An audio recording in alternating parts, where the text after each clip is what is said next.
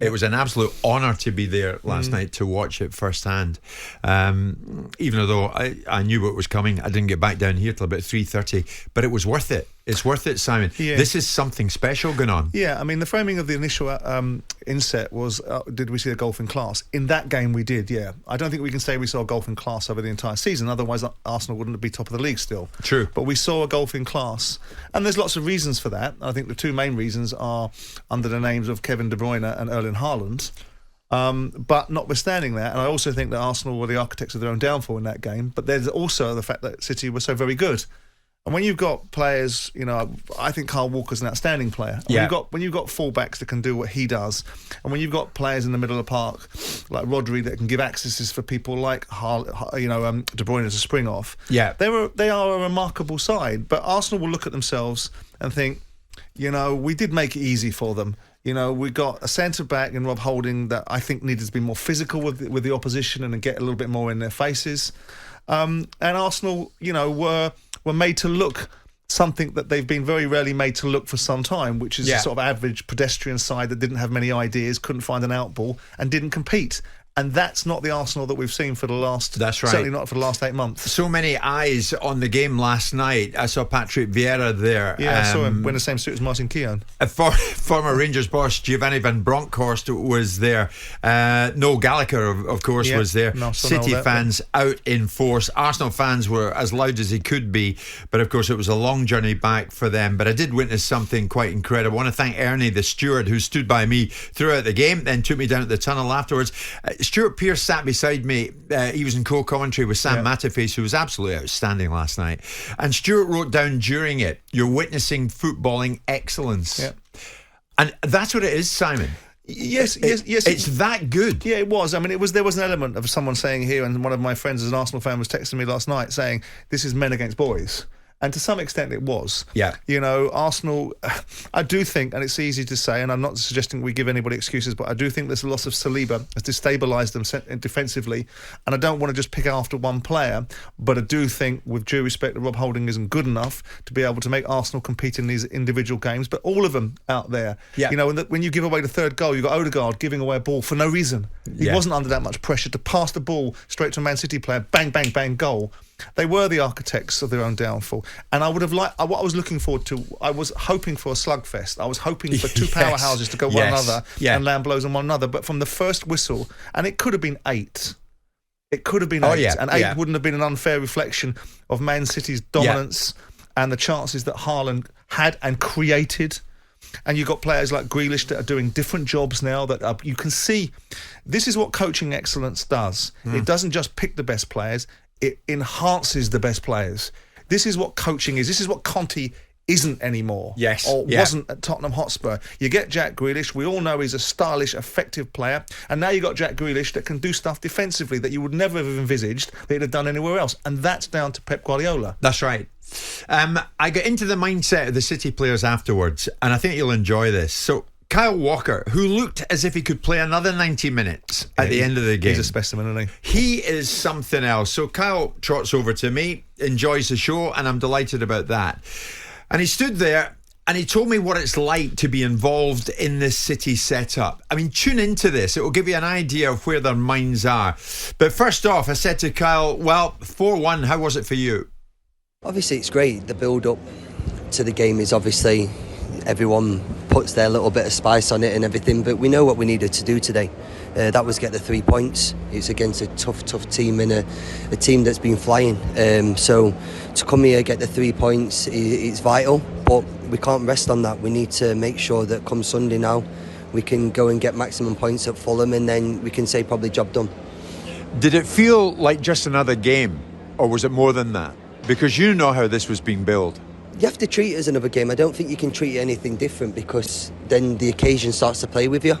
I feel that the lads in the dressing room or me now included, we've been here before. We've done this, and we've picked up points when we've needed, and we've been chasing teams down when we've, it comes the crunch time of the season. So to get this, as I say now, to get this was great, but we can't rest on that. The Premier League it's a mental league. It's mental, and there's going to be a twist and turns in it.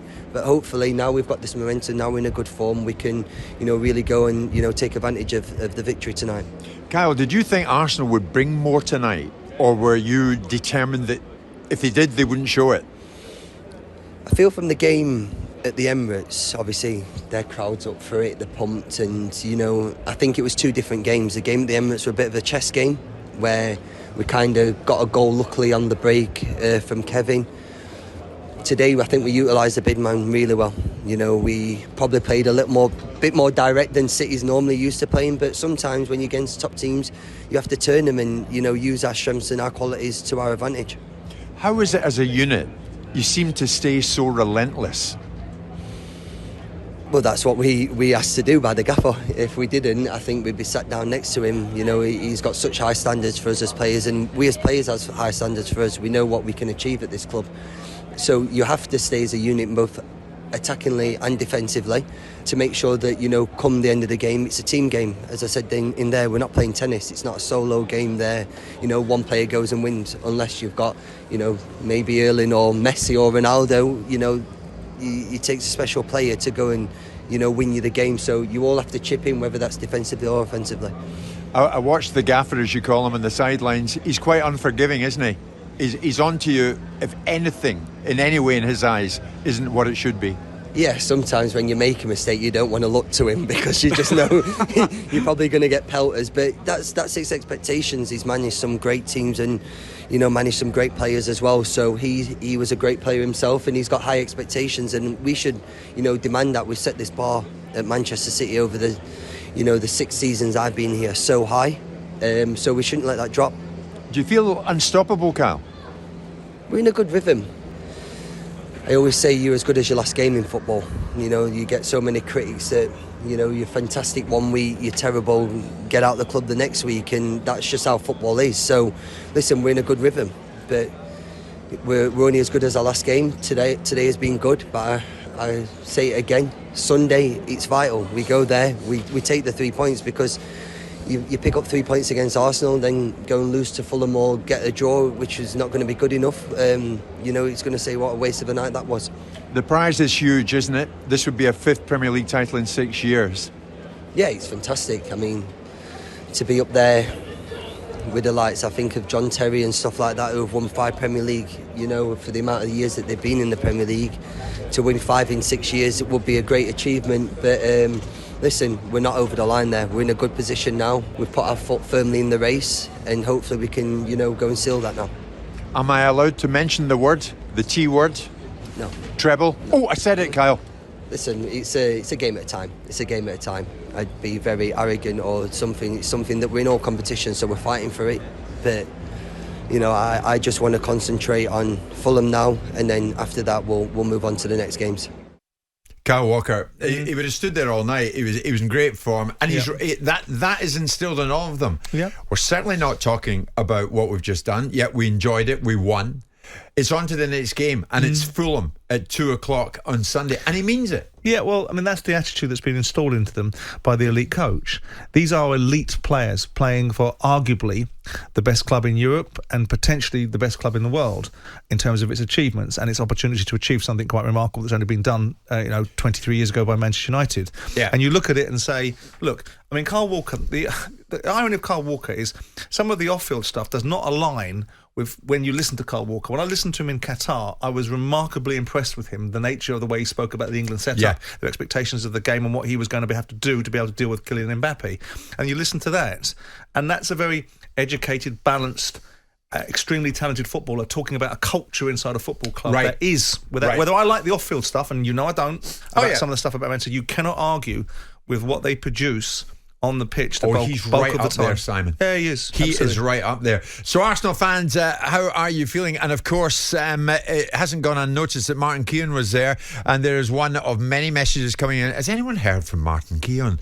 Maybe the Arsenal fans weren't ready for the love of the battle. Arteta needs to tell his players he loves them more. That might help. Yeah. Ha ha ha. He's in counselling, giving us some welfare counselling. Or maybe telling Arteta, calling Arteta boss. Oh, did he? Apparently.